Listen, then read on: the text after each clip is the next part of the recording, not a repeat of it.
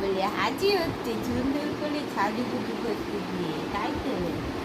ইয়ে, সুন্দর করে সাজিছে, সুন্দর করে। কি এবার বেরু বেরু যাবো তো ডাক্তারের কাছে। ডাক্তারের কাছে যাবো না? হ্যাঁ, দাদাকে নিয়ে আসি। দাদা না ভাই, ভাইকে নিয়ে আসি।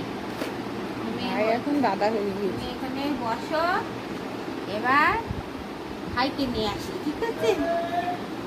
এই তাড়াতাড়ি কর।